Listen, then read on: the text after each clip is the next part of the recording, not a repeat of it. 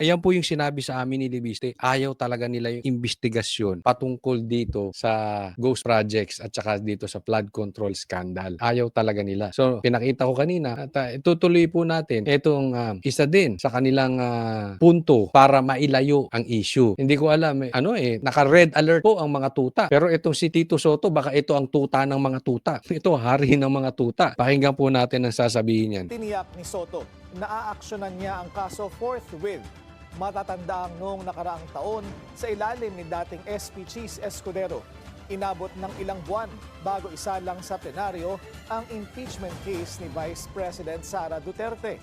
Naging issue ang salitang forthwith sa konstitusyon na hindi raw nasunod ng Senado noon para aksyonan agad ang reklamo. Ay, okay. Puntahan muna natin to ha. Ito ang problema kapag ang Senate President or ang mambabatas ay hindi abogado pero pilingero. Hindi na abogado, feeling pang magaling. Ito si Tito Soto, nagpatutsada pa kay Cheese Escudero na hindi niya sinunod yung forthwith. Ang ibig sabihin kasi ng forthwith, agad-agad simulan ang impeachment. Ang interpretasyon ni Cheese, kung ako po hindi nagkakamali at tama ang aking pagkakaalala, simulan agad-agad pero doon sa tamang proseso. Ang gusto ni Tito Soto, hindi, bukas gawin natin kahit mali ang proseso. Yan ang problema ng hindi abogado. Kaya tayo may problema dito sa mga ganitong klase. Sana man lang, alam mo, mas may bilib pa nga ako kay Lito Lapid eh. Alam niyo kung bakit? Alam niya kung saan siya malakas at alam niya kung saan siya mahira. Ang problema, itong Senate President, itong Senado, ginawang itbulaga, ginawang noontime show. Kulang na lang, magpasayaw siya dyan ng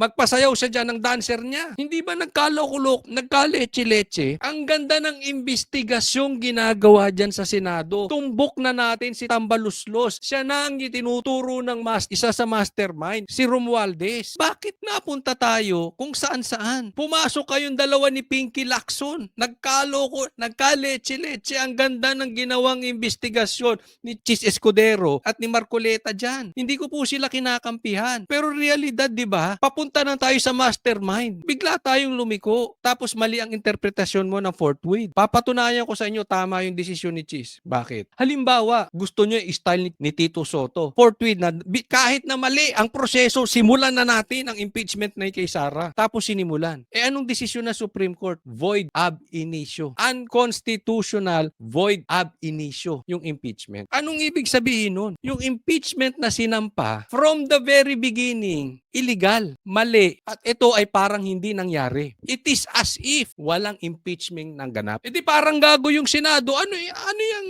nililitis yung impeachment? Sinabi na ng Supreme Court, walang impeachment. Void ab initio. Di tamang lumalabas si Cheese, nasayang ang pera ng taong bayan. Nag-grandstanding lang kayo mga animal. Nasayang ang oras nyo na dapat meron kayong tinatrabaho pero nakafocus kayo sa impeachment. Sabagay, excited kayo sa impeachment para matabunan yung flood control projects. Yan naman talaga purpose ninyo, mga animal kayo eh. Illegal, unconstitutional to be exact ang sabi dun sa impeachment. Paki-explain. Wala bang staff tong si Tito Soto? Kaya nagmumukhang bobo eh. Hindi kasi abogado. Hindi naman ako abogado, hindi tayo nagmamalaking matalino. Pero ilang beses na inexplain niya ni Cheese tsaka ni Cayetano eh. Mali nga ang interpretasyon niya sa batas patungkol dyan. Ikaw pang nilagay Senate President. Tapos ikaw ang magpa-facilitate ng impeachment. Hindi abogado. May problema ako talaga sa mga ganyan. Tapos magpapatutsada ka. Alam mo, sisingilin kita, Tuta Soto. Forthwith ka mo. Pag ang na-impeach si Bongbong Marcos, at hindi ka nag-forthwith according to your definition, tuta kang animal ka. Kasi tandaan mo, may banta ng impeachment, sabay, i-impeach si BP Sara at si Bongbong. Baka mamaya mauna pa si Bongbong. At baka pag si Bongbong ang na-impeach, mag-iba ka ng tono. Talagang aaraw-arawin kita. Hindi grave threat yun, aaraw-arawin kita dito. Panindigan mo yung forthwith mo, forthwith. Kasi ang batas, hindi double standard. Kung ganyan ang paniwala mo kay Sara, dapat ganun din ang paniwala mo kay Bongbong. Kung forthwith ka kay Sara according to your definition, dapat forthwith ka rin kay Bongbong according to your definition. Baka mamaya,